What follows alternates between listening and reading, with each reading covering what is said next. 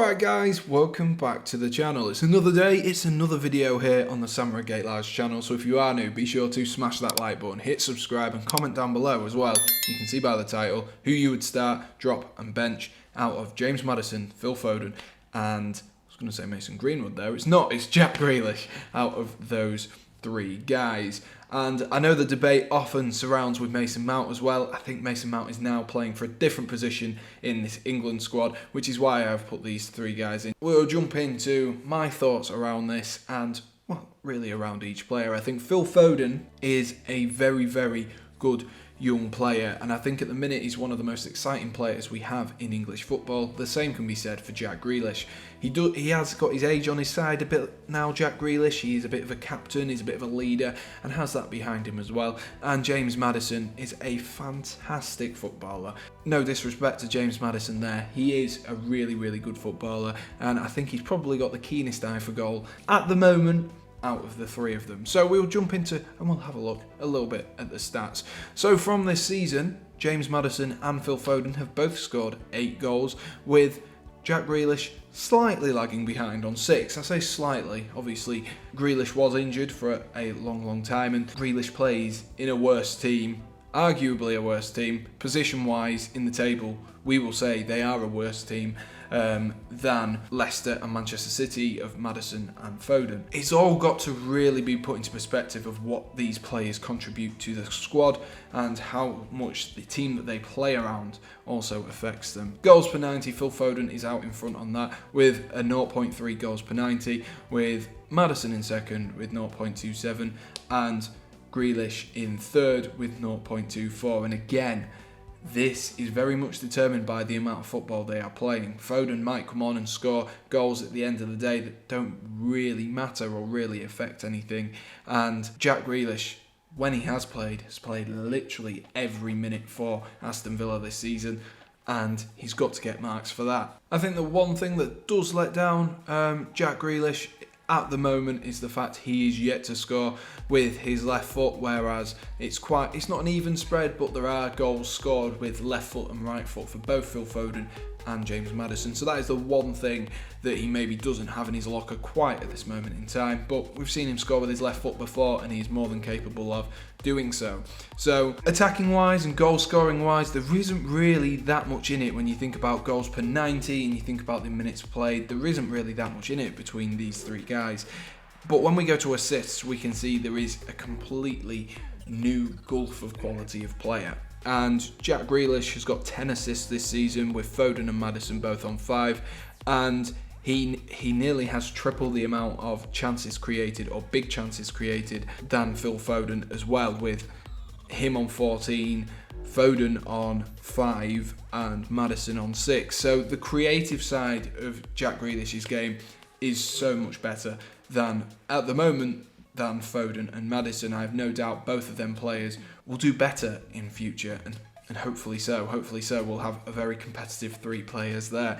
And then we just look at the appearances. Phil Foden has made 27 appearances but only 16 starts, and maybe that's going to sway me. Maybe that is going to sway me to not starting Phil Foden because he doesn't start. He maybe doesn't have the full 90 in him.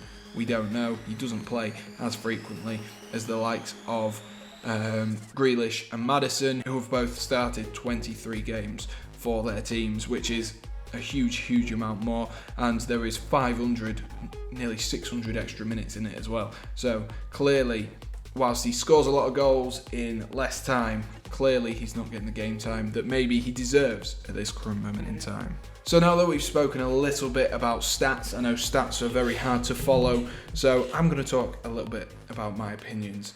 We'll start off with James Maddison, because I think James Maddison, he gets lumped in here even though he's more of a central attacking midfielder, and we've seen Foden play more out wide at the minute off that right hand side, Jack Grealish off that left hand side. We'll start with James Maddison. I think James Maddison is a fantastic footballer, but would he start in Gareth Southgate's England squad is a completely different question. I think he doesn't have the creativity, and with him being equal on goals than Phil Foden, who is so much younger, maybe that sways me to him being the one who is dropped. We talk about Phil Foden though, he can create anything. He's got that lovely bit of skill. So does Maddison. But Phil Foden seems to thrive under pressure at this current moment in time. He's been absolutely fantastic for Manchester City this season. So close as well to getting a Young Player of the Year award. In my opinion, he didn't quite get there. And the final one, Jack Grealish. Super Jack Grealish, as they like to call him. And I think the one thing that, if anything, obviously there's the creative side. The one thing that Jack Grealish has over these two players who maybe have better experience at the top level, Phil Foden has obviously taken Manchester City to a Champions League final. James Maddison has played in the Europa League with Leicester City. So the one thing I think Grealish does have is he is very much a leader. And I think for England this year, we will need leaders on the pitch. And I think he will be very, very important. But whether he starts and whether I would prefer to play a young lad over him is a completely different question. So what I am also going to do, I've just thought about this. In context of the England squad, would I start, bench and drop? Because I think that's where we all want to see them. We want to see them in an England squad. So to begin with, drop one.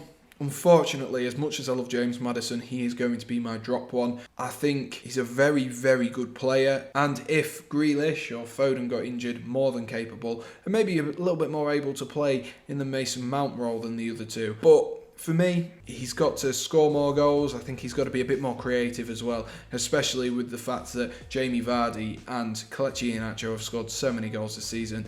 That is why he has got to be more creative, in my opinion. Bench one. Now, this is going to sound controversial, but I am actually going to bench Jack Grealish. And the reason I say this is because you think about this England setup, we have a lot of players comfortable on that left-hand side. You have Sterling, you have Rashford. Sancho can play out on that right-hand side. There is plenty of players who can play out on that left-hand side. Not many people can play out on the right-hand side. Sancho, probably. Rashford looks uncomfortable. Sterling now starts to look a little bit uncomfortable out on that right-hand side, which leaves you the question, who would you prefer to play? That is the only reason I wouldn't want Jack Grealish starting over Phil Foden. And Phil Foden, I've just said him, he will be starting for me on that right-hand side, on that right wing, out of the three of them. Because in context of the England squad, I think it's a very difficult one. I think Jack Grealish is definitely, at the moment, the better player. But because there are so many players crowded in that left wing position, Jack Grealish, unfortunately, will have to be benched. But if it was just on player quality, I'd swap Grealish and Foden around, just so that you are satisfied. And I can hear Josh Ring nagging in my ears on that one anyway. So just so you're all satisfied, if it was the England squad, Foden would start, bench Jack Grealish, swap him around. Overall talent. Anyway, that concludes today's, well, I guess it's start one, bench one, drop one. I did start this series ages ago, but with university and everything, it just dropped off. Let me know, guys, who do you want me to do next? Who do you want me to do start one, drop one, bench one next? Maybe we'll have to do the classics, Stevie G, Frank Lampard, Paul Scholes. Maybe so. If you have enjoyed, be sure to smash that like button, hit subscribe, and most importantly, guys, thank you for watching and stay safe. Cheers.